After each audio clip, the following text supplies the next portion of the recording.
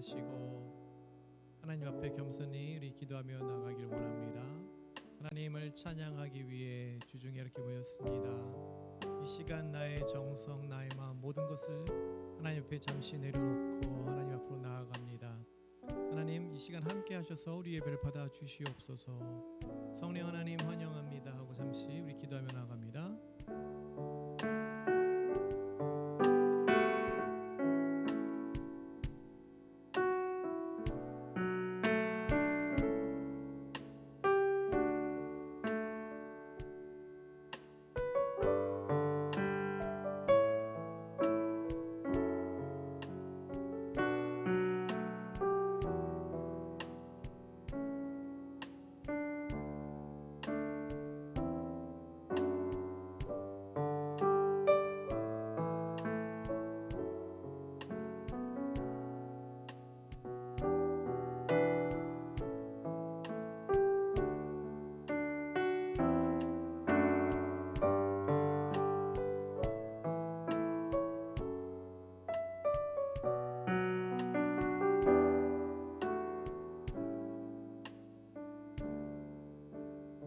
예수님의 이름으로 기도합니다. 할렐루야. 시애틀 영락교회 목요 찬양 예배 함께 하시는 여러분 환영합니다. 영상으로 우리가 계속해서 주중 예배 이렇게 드리고 있습니다. 여러분들이 계신 곳이 귀한 예배의 자리임을 우리가 믿고 나아갑니다. 함께 하신 여러분을 환영합니다. 하나님의 그 크신 은혜가 여러분들의 가정에, 여러분들의 직장에, 여러분들의 삶에 임하기를 우리가 간절히 함께 기도합니다. 목요 예배는 우리가 찬양하기의 자리에 모입니다. 그 이름을 높여드리는 시간입니다. 무엇보다도 하나님, 우리의 삶을 하나님 앞에 올려드립니다. 우리의 모든 것, 가진 것, 시간까지도 하나님 앞에 올려드립니다 하고 올려드리는 찬양이, 우리의 기도가 고백이, 우리의 올려드리는 찬양이 우리의 삶의 고백이 되길 원합니다. 할렐루야. 이 시간 우리가 찬양 올려드실 때에 기쁜 마음으로 예수님을 구주로 삼고 우리가 나아갑니다 하며 나아가길 원합니다. 할렐루야. 아멘.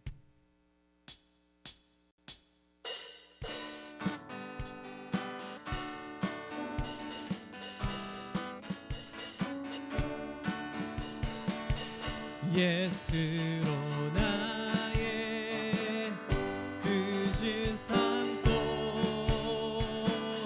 성령과 피로써 거듭나니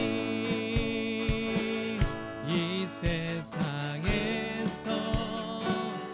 내 영혼이 하늘의 영광 누리도다. 다시 봅니다. 예수로 나의 구주 삼고 성령과 피로써 거듭나니 이 세상에서 내 영혼이 하늘의 영광 누리도다. 이것이 나의 간증이요,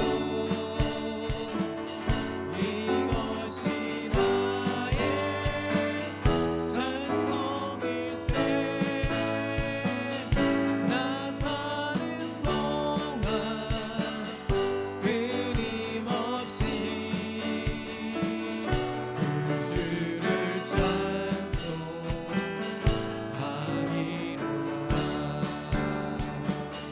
온전히 주께 맡긴 내 영, 사랑의 음성을 듣는 중에 전사들 왕래하는 것과 하늘의 영광 누리로다. 이것이 나의 간증이요, 이것이 나의 찬송일세.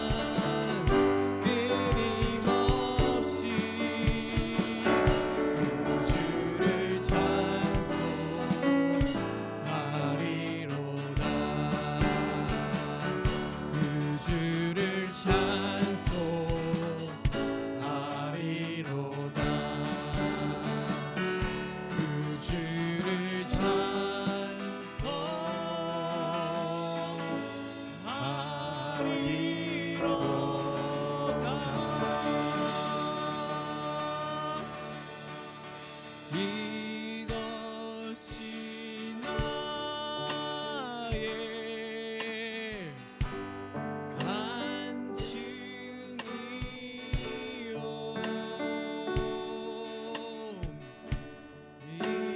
이것이 나의 찬송일세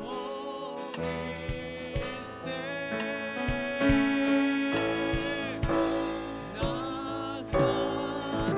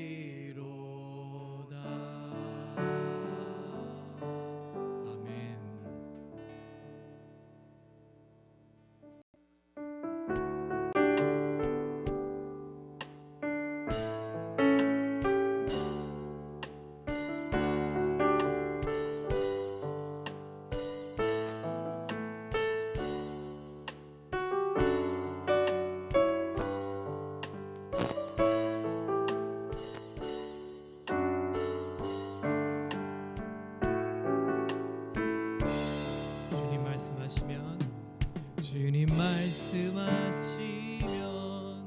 내가 나가리다. 주님 뜻이 아니면 내가 멈춰서리다. 나의 가고 서는 곳 주님 뜻에 있으니 오 주님 나를 이끄소서. 주님 말씀하시면 주님 말씀하시면 내가 나가리라. 주님 뜻이 아니면 내가 멈춰서리라. 나의 가고 서는 곳 주님 뜻에 있으니 오 주님 나를 이끄소서. 뜻하신 그곳에 나 있기 원합니다. 이끄시는 대로 순종하며 살리리. 연약한 내 영혼 통하여 일하소서. 주님 나라와 그 뜻을 위하여 뜻하신 그곳에 나 있기 원합니다. 이끄시는 대로 순종하며 살리니. 연약한 내 영혼 통하여 일하소서. 주님 나라와 그 뜻을 위하여 오 주님 나를 이끄소서. 다시 봅니다. 주님 말씀하시면 주님 말씀하시면 내가 나가리라. 주님 뜻이 아니면 내가 멈춰서리라.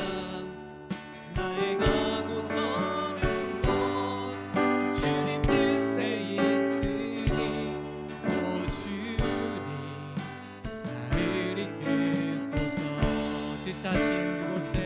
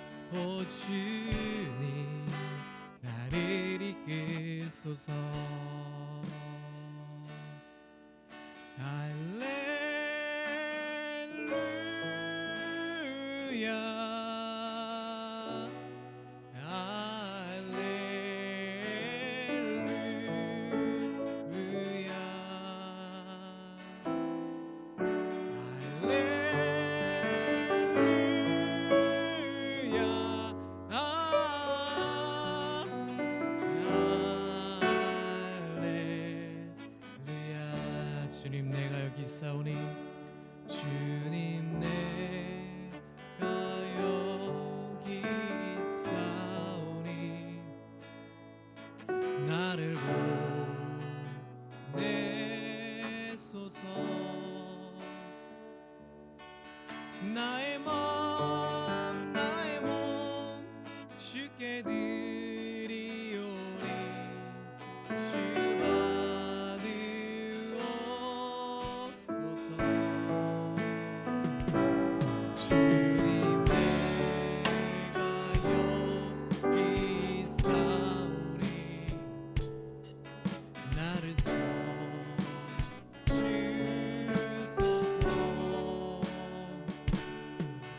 가진 것 모두 다 주께 드리오니 주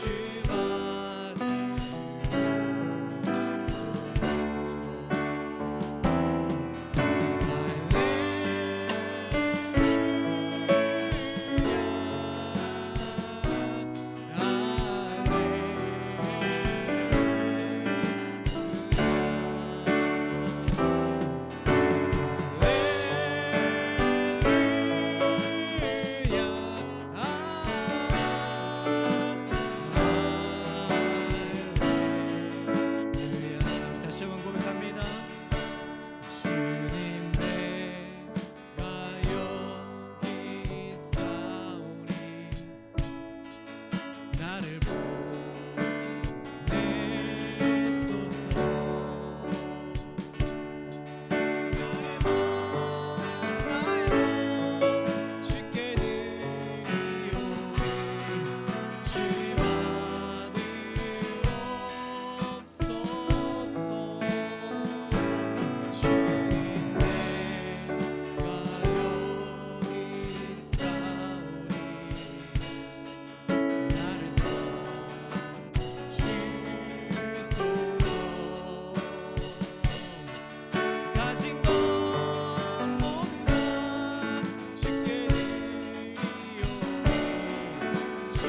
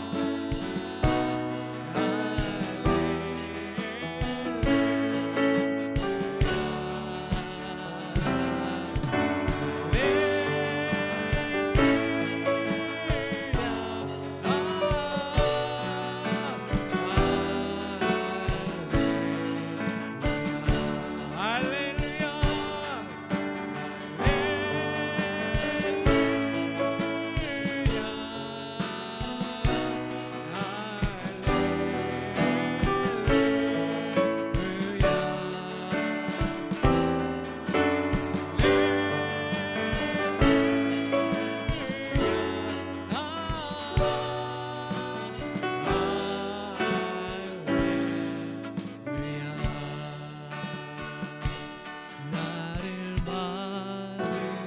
받으옵소서 나를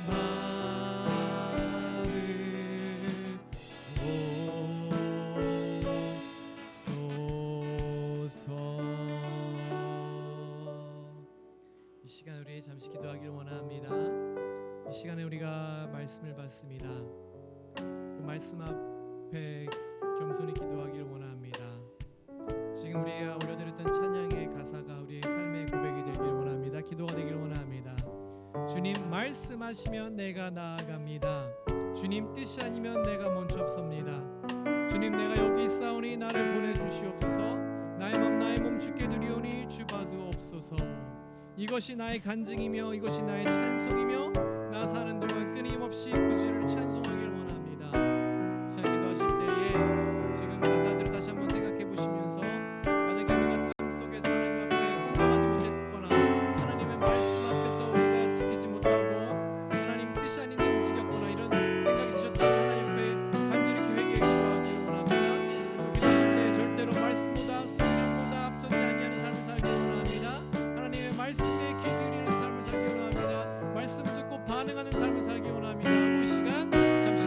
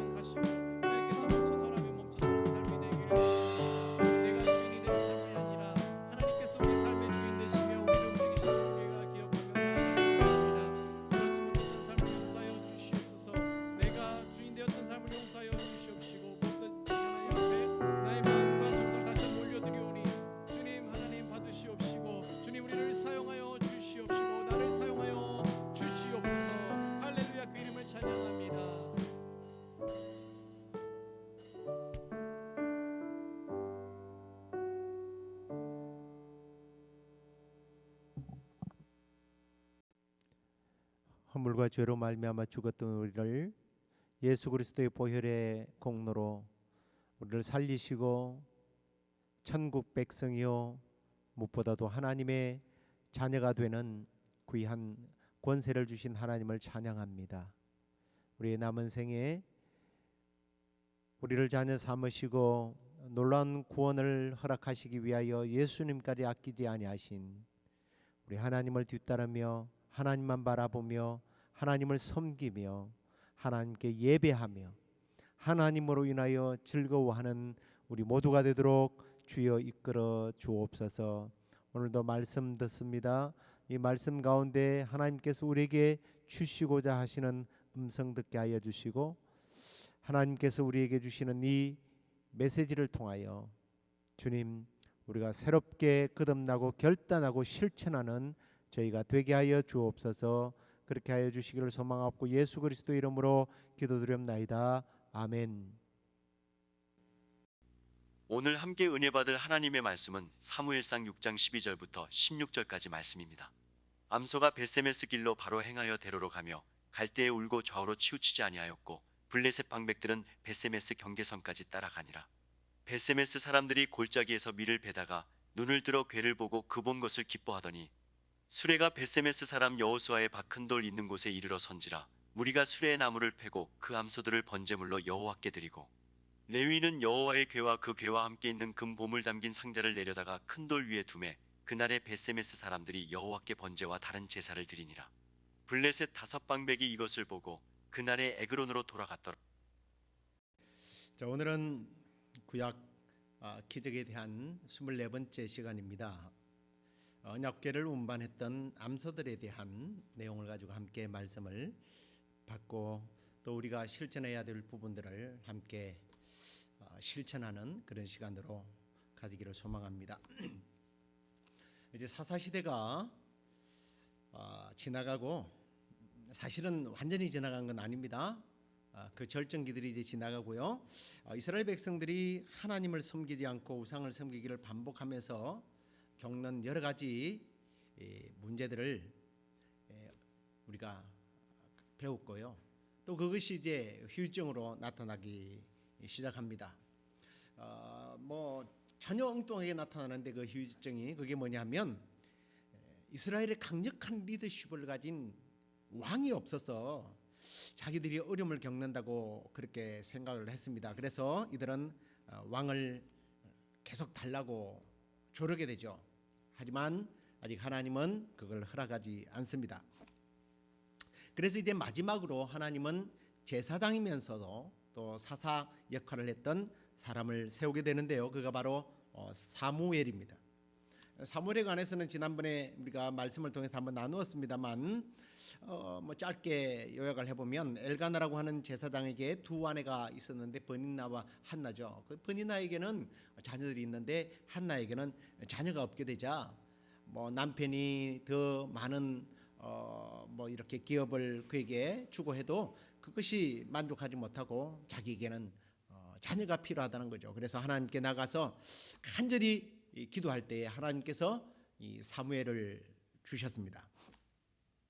이때 한나가 기도하면서 만약에 자기에게 아들을 낳으면 하나님께 드리겠다고 약속을 했기 때문에 이 사무엘이 저들된 후에 바로 대제사장이었던 엘리에게 보내게 됩니다. 그래서 사무엘은 어릴 때부터서 그 제사장이 죄송합니다. 제사장의 옷을 입고 제사장을 돕는 일을 하게 된 겁니다. 그런데 이제 이 엘리의 제사장에게는 흠니와 비느하스라고 하는 두 아들들이 있었는데 이들은 정말 사무엘과 다른 삶을 살죠. 하나님께 드린 고기가 있으면 그걸 훔쳐다가 먹기도 하고요. 그리고 또 여성들을 희롱하는 제사하러 온 여성들을 희롱하는 그런 불황당의 삶을 살게 됩니다. 그래서 하나님께서 그들을 버리겠다고 말씀하셨고 사무엘이 나이가 되자 그를 하나님께서는 선지자로 세우게 됩니다. 그러다가 이제 이스라엘의 블레셋과 전쟁이 벌어지게 되는데요. 하지만 이게 전쟁이라는 게 지도자가 있어야 되는데 지도자가 없지 않습니까? 그래서 4천 명 정도의 이스라엘 사람들의 사상자가 발생하게 됩니다. 그래서 이 장로들은요, 사무엘에게 찾아가서 도움을 구하고 이제 어떻게 하면 좋겠습니까 하고 하나님께 물어야 하는데, 이들의 생각이라는 게 하나님의 언약궤를 만약에 앞세우게 되면 승리하게 될 거다라고 착각을 하게 됩니다. 그래서 엘리의 두 아들 흠니와 비느하스가 하나님의 언약궤를 가지고 전쟁에 함께 나가게 되죠. 아니, 이들은 하나님을 두려워하지도 않고 하나님을 예물을 훔치고 성전에 제사하러 오는 여자들이나 희롱하는 이런 불량배들인데, 하나님께서 그들을 버렸다고 말씀하셨는데 하나님의 언약궤를 그들이 가지고 나간다고 해서 전쟁이 이기겠습니까? 그런데요, 백성들이 얼마나 어리석느냐 하면 이 언약궤가 그들에게 도착하자 군인들이 막 소리를 지릅니다. 그 소리가 너무나 커서 처음에는 블레셋이 기가 죽어요.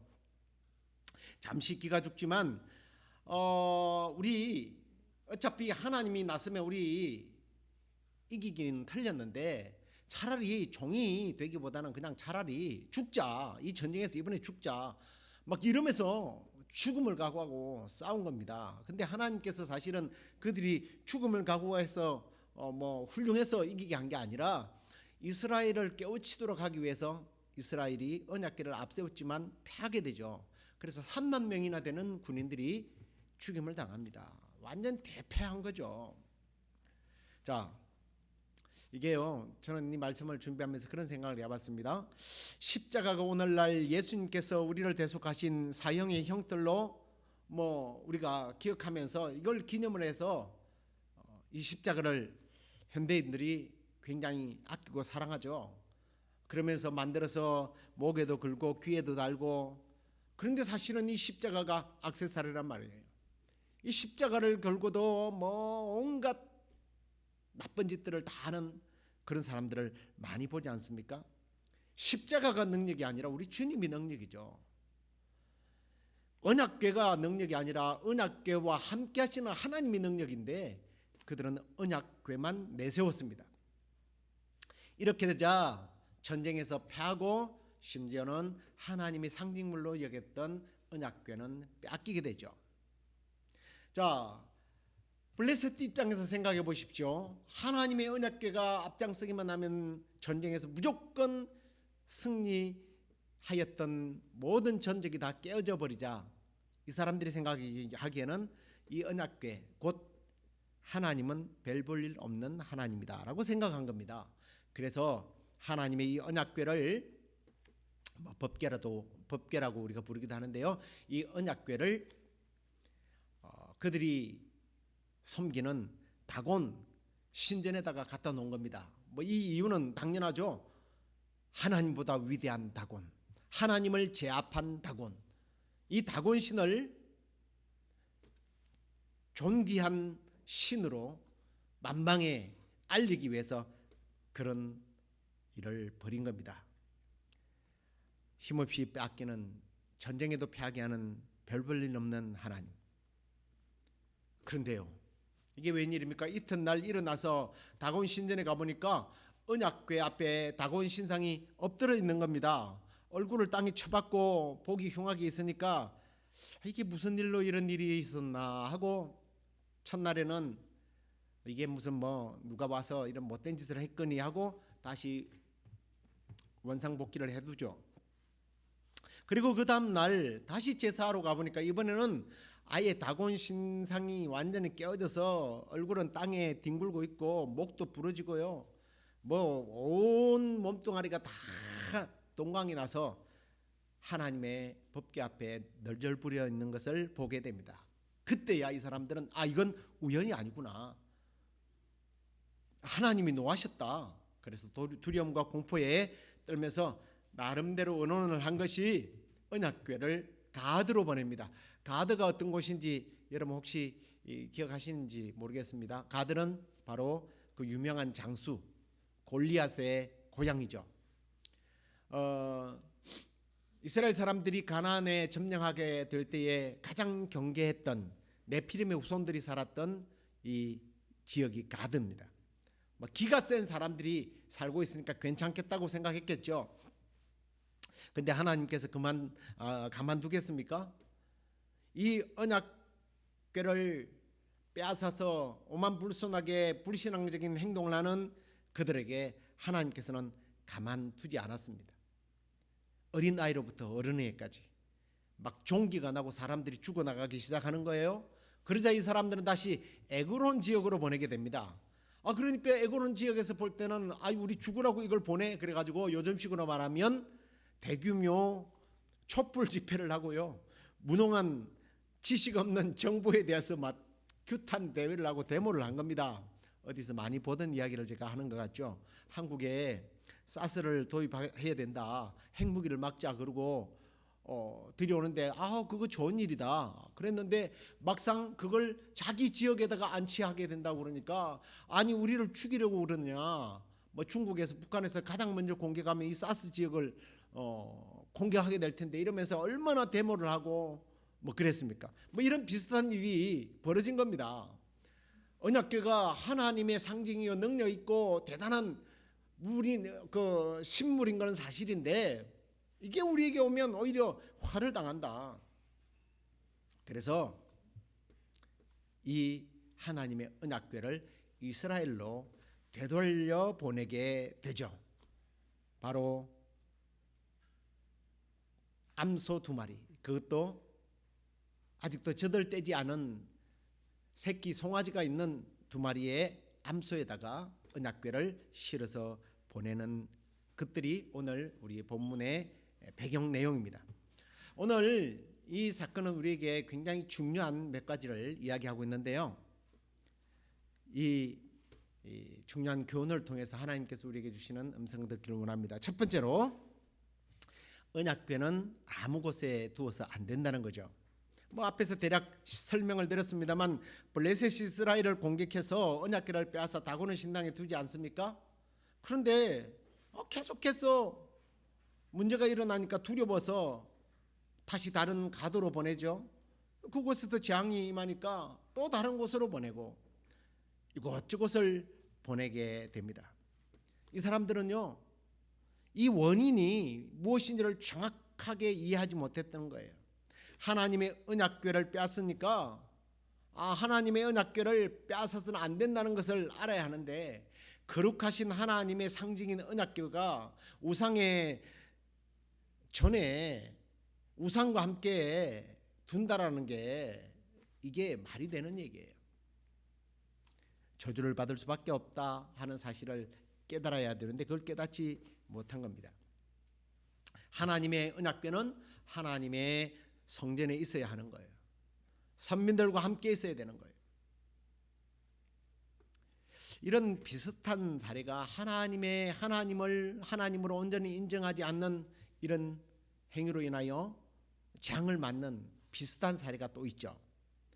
바벨론의 베살상 왕이요, 전쟁 중에서 빼앗아온 하나님의 성전의 기구를 가지고 너무 기구들이 다 아름다우니까 이걸 가지고 술 파티를 하게 됩니다.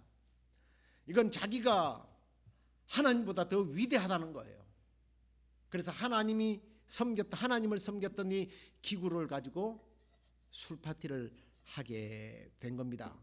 그러니까 하나님께서 노하셔서 그를 벌하는 문구를 갑자기 벽에 손이 나와서 쫙 썼는데 이게 우리가 잘 아는 대로 메네메네 데겔 우바르신이라는 말을 적습니다. 이게 무슨 말인지 모르니까 다니엘이 해석을 해주죠. 아무리 달고 달아보았는데 당신은 부족하다. 무기를 달아보다 합격이 안 된다. 하나님이 당신을 버렸다. 그날 밤 바사의 우구바르 장군이 이끄는 군사들에 의해서 그는 죽임을 당하고 결국 바벨론은 망하게 됩니다. 페르시아 파사가 세계를 그 바벨론을 장악하게 되죠. 이런 내용을 보면서 우리는 성전에 있는 모든 기구가 신성하기 때문에 함부로 다뤄서 안 된다 이렇게 적용해 버리면 이게 하나님의 그 구속사 경륜에 대해서 너무 잘못 이해하는 거예요. 이 언약궤는 하나님의 상징입니다. 하나님을 우리가 어디에 모시느냐, 이것이 내 삶의 성공과 실패를 좌우한다라는 거예요. 하나님을 어떻게 대면하느냐, 하나님을 내가 어떻게 모시고 사느냐, 하나님을 나의 도구로, 나의 출세의 도구로 사용하느냐, 아니면 나의 구세주로, 나의 하나님으로, 나의 아버지로, 나의 섬겨야 할 분으로 모시고 사느냐 안 하느냐의 차이라는 거예요. 주님을 홀대하고 있다면, 있으나마나한 존재로 한다면, 아니면 나에게 적당히 도움을 주는 분으로 생각한다면 블레셋 사람들이 하나님의 언약궤를 함부로 대하는 것과 마찬가지예요. 하나님은 이제 어디에 계세요? 고린도전서 6장 19절에 보십시오. 너희 몸은 너희가 하나님께로부터 받은 바 너희 가운데 계신 성령의 전인 줄 알지 못하느냐. 너희는 너희 자신의 것이 아니라. 우리 주님을 아무 곳에나 둘 수 없는 거예요. 그래서 하나님은 우리 안에 계시겠다고 말씀하신 거예요. 성령님을 통해서. 이 말은 내 삶 모든 영역에서 하나님을 인정하고 하나님 말씀과 뜻에 우리는 순종하면서 살아야 된다라는 의미예요. 나와 늘 동행하시기를 원하시는 그 하나님, 그분이 성령님을 통해서 내 안에 계심을 믿고 우리 주님을 늘 높여드리고 주님의 뜻대로 살아가는, 주님이 이끄시는 대로 살아가는 저와 여러분이 되기를 주의 이름으로 축원합니다. 자, 그다음에 이제 이 소들이 우리에게 주는 교훈이에요. 오늘 이 언약궤를 운반할 때 주인공이요, 블레셋 방백들이 아닙니다. 그 말하면 블레셋에 파견된 지도자가 아니죠. 두 암소에 성경은 초점을 모으고 있는 것을 봅니다. 분명히 우리에게 주는 교훈이 있는 거죠.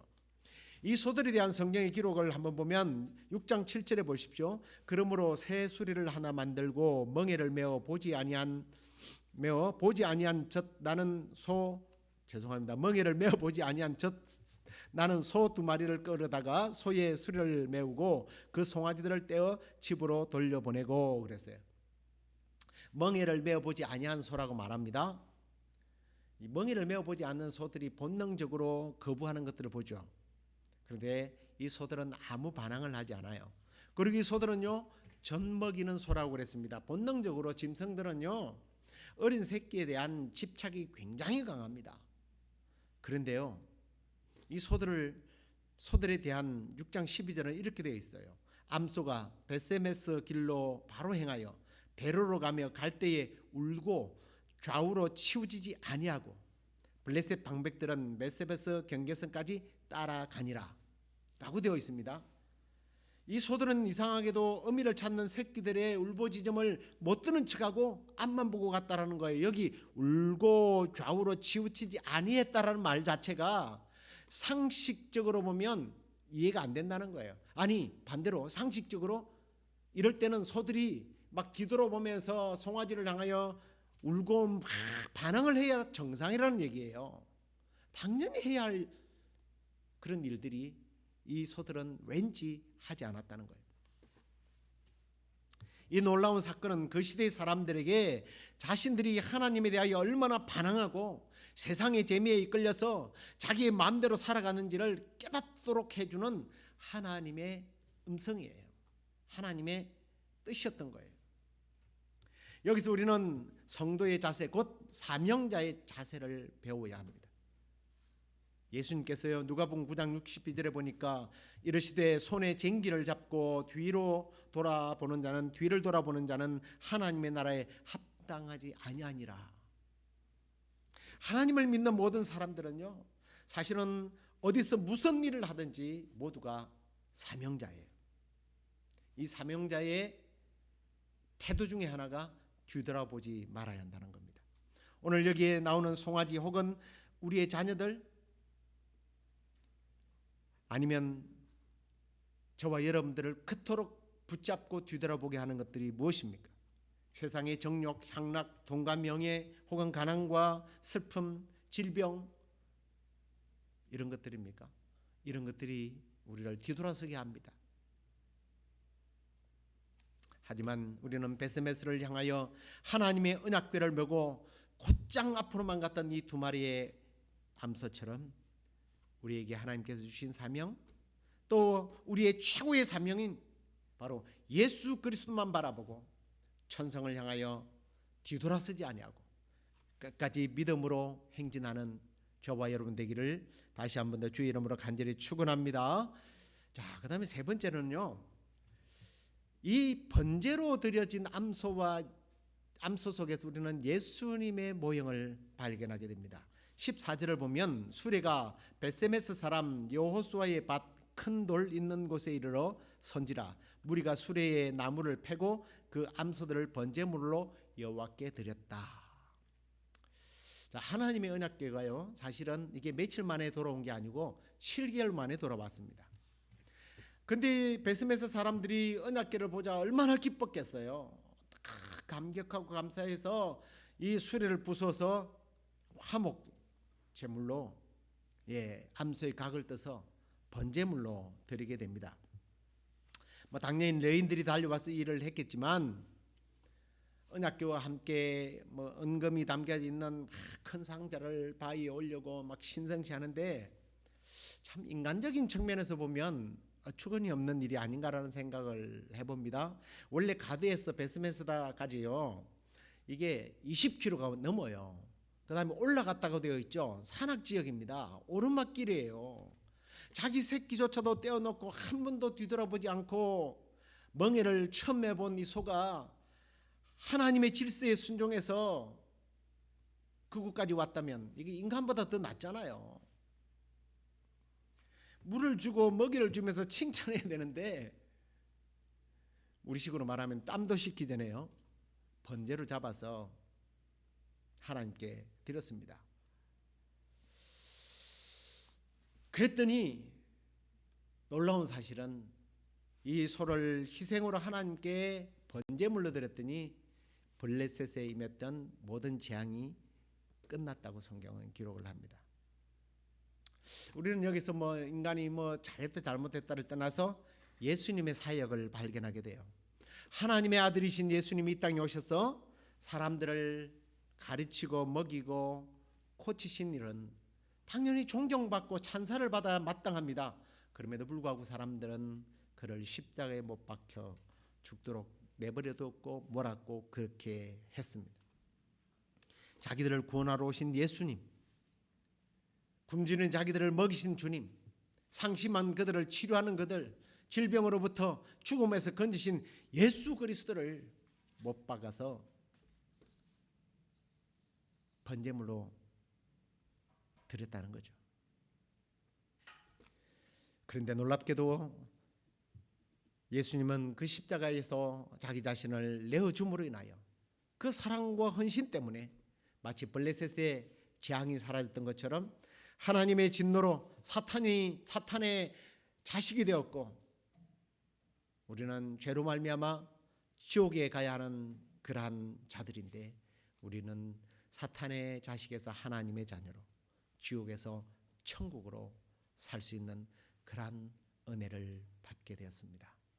우리는 이 암소를 통해서 예수님을 볼 수 있어야 합니다.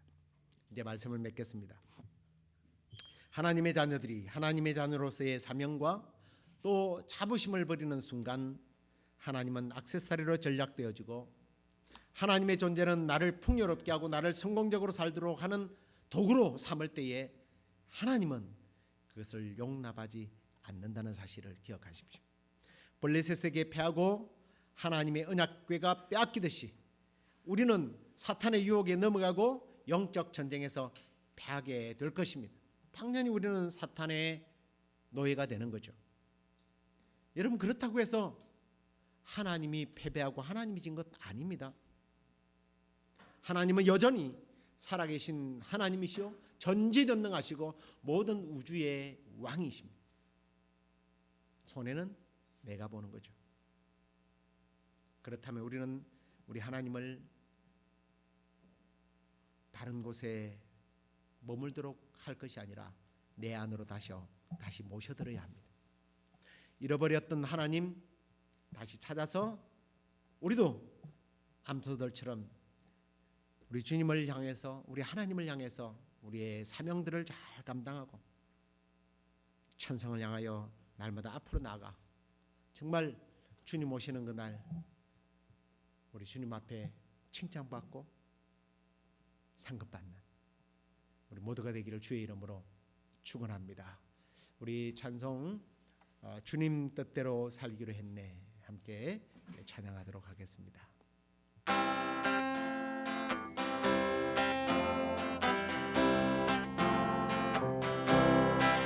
주님 뜻대로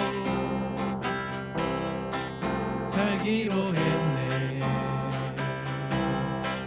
주님 뜻대로 살기로 했네. 주님 뜻대로 살기로 했네. 뒤돌아서지 않겠네. 이 세상 사람 날 몰라줘도 이 세상 사람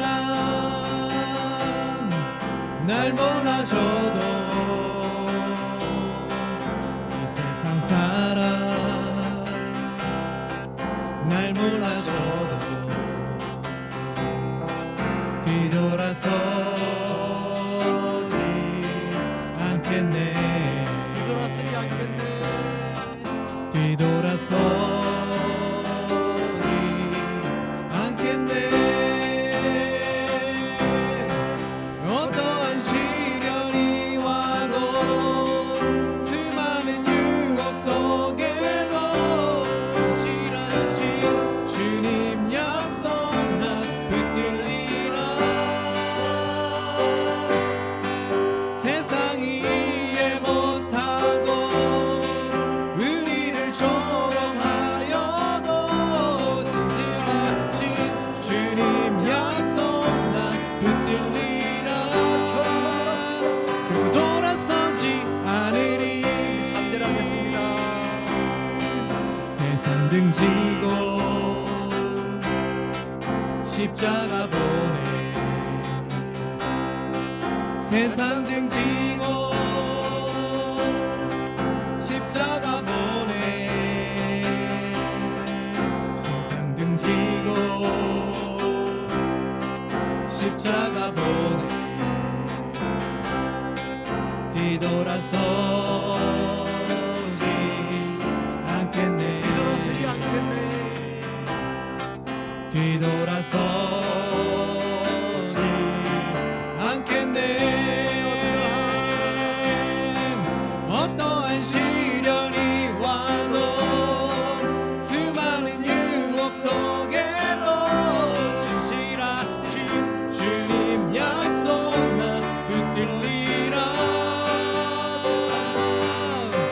세상이 이해 못하고 우리를 조롱하여도 신실하신 주님 약속 난 붙들리라. 결코 돌아서지 않으리.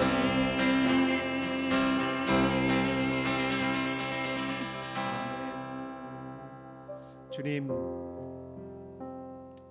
오늘 말 못하는 짐승이지만 하나님의 언약궤를 하나님의 전을 향하여 하나님 나를 향하여 내가 운반한다라고 하는 책임을 지고 어린 송아지들의 부르짖는 소리에 귀를 막고 한 번도 메어보지도 않았던 멍에를 메고 묵묵히 벳세메대로 올라갔던 이 암소처럼 주님, 결코 우리가 선택한 하나님, 아니 하나님께서 나를 선택하고 나를 불러주시고 사탄의 소나기에서 나를 이끌어주신 그 하나님의 은혜와 사랑에 감사해서 내 안에 들어오셔서 머물고 계신 우리 주님과 함께 결코 뒤돌아서지 아니하고 십자가를 바라보며 천성을 바라보며 날마다 나아가는 저희들 되게 하여 주시옵소서. 생명 되신 우리 주님, 우리 아버지 하나님만 섬기면서 남은 여생 살게 하여 주시고 이스라엘 백성들처럼 하나님을 결코 도구로 사용하지 않도록 주여 우리가 결단하고 따르고 섬기기를 소원합니다. 그리고 남은 여생 주님께 헌신과 감사와 영광을 올려드리는 우리 모두의 삶이 되게 하여 주시옵소서. 아멘. 이제는 우리 주 예수 그리스도의 은혜와 하나님의 크신 사랑과 성령의 위로 교통 충만하심이 남은 생에 결코 배반치 아니하고 우리 주님만 섬기며 따르며 천국에 이르기를 원하는 우리 모든 성도들 가운데 이제부터 영원토록 함께 있을지어다. 아멘.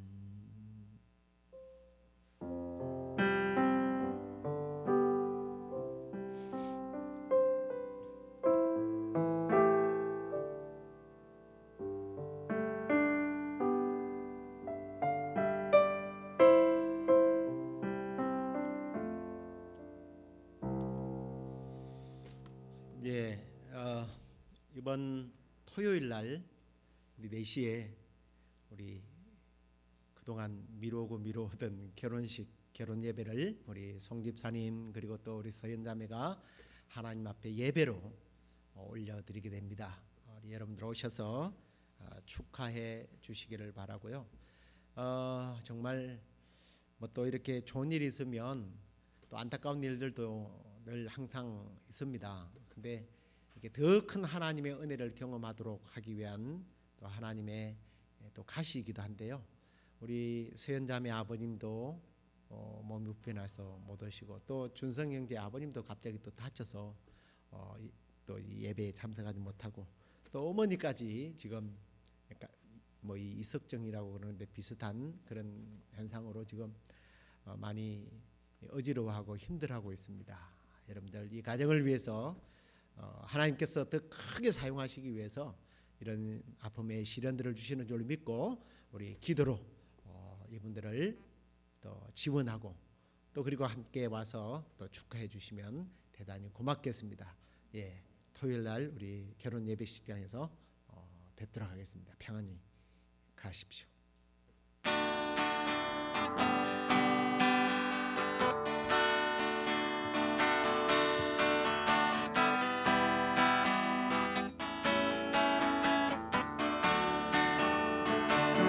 이것이 나의 간증이요 이것이 나의 찬송일세 나 사는 동안 끊임없이 그 주를